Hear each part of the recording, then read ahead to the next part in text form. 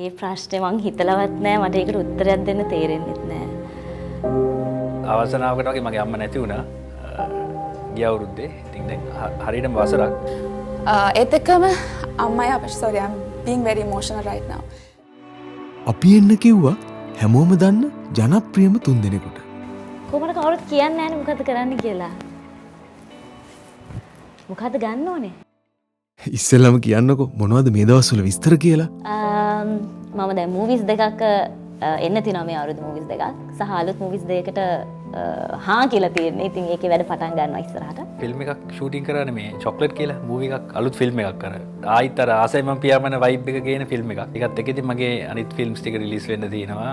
මගේ TV programme එකේ වැඩ ටික මේ වෙද්දි කරගෙන යනවා. සහේලි එකේ තව ප්‍රොජෙක්ට්ස් අපි කරනවා. ඉතින් ඊට අමතරව මගේ පර්සනල් ලයිෆ් එකෙත් පොඩි දේවල් ටිකක් සිද්ධ වෙනවා. කතාව පටන් ගන්න මෙතනින්. අද අපි මේ අයගෙන් අහන්නේ හරිම සරල ප්‍රශ්න දෙකක්. මෙන්න මේකයි පළවෙනි ප්‍රශ්නය. තව අවුරුදු 10කින් ඔයා මොන වගේ ඉඳී කියලා ඔයා හිතලා තියෙනවද?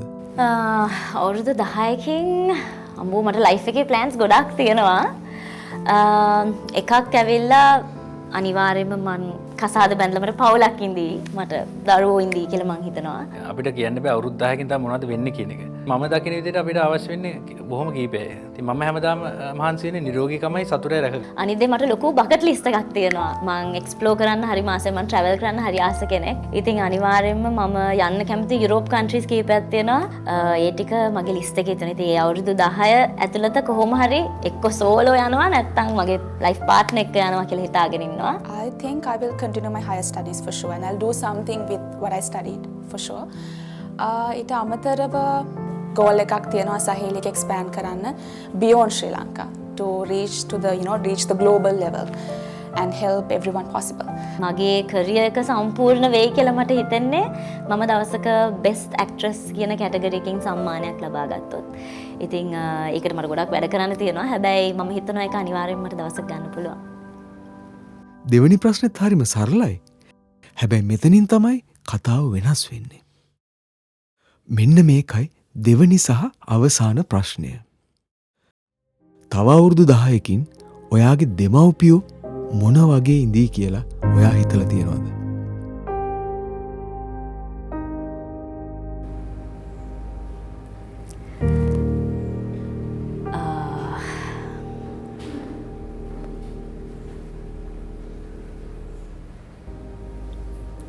මං හිතුවත් නැති ප්‍රශ්නයක්. Okay, that's a tough question. I've never even thought about it.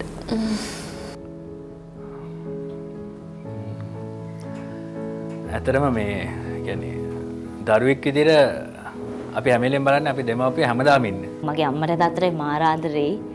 මං හිතන්නේ මම අචීව් කරන්න ඕන කිව්ව දේවල් තියෙනවනේ. ඒවා මට මුකුත් වැඩක් නැහැ.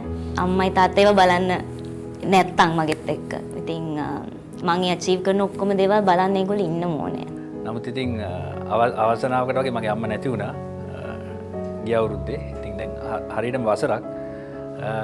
දැන් ඉන්නේම තාත්තා විතරයි. තාත්තයි අතරම කිව්වොත් ඔය කුෂ්ලාන්ගේ අම්මයි. ඒ දෙන්න විතරයි ඉන්නේ. දැන් ඒ දෙන්න තමයි අම්මයි තාත්තා හැටියට ඉන්නේ. ඔය අහ ප්‍රශ්නෙත් එක්ක හිතනවා මට අමතක වෙලා තියෙනවා සමහර වෙලාවට මගේ අම්මයි අප්පච්චි මාත් එක්ක වයසට යනවා කියන එක. ඒ දෙන්න තමයි ඉතින් අංක 1 අර මගේ බකට් ලිස්ට් එකේ මොනවා තිබුණත් ඒ දෙන්න හොඳින් සතුටින් ඉන්නවා දකින්න තරම් වෙන එකක් නැහැ. ඒත් එක්කම අම්මයි අප්පච්චි sorry I'm being very emotional right now. නමුත් මට හිතෙනවා දවසක යාළ දරුවෝ බවට පත් වෙනවා. එයාලා මගේ දරුවෝ වෙනවා. ඉතින් ඒක හරි ඉමෝෂනල්. මම හිතන්නේ අන්ප්‍රෙඩික්ටබිලිටි එකට මම බයයි. මම හිතන්නේ මම ફોකස් කරලා ඒ දෙන්න ගැන ඒ පැත්ත බලනවා අඩුයි වගේ කියලා මට හිතනවා සමහර ලාවට.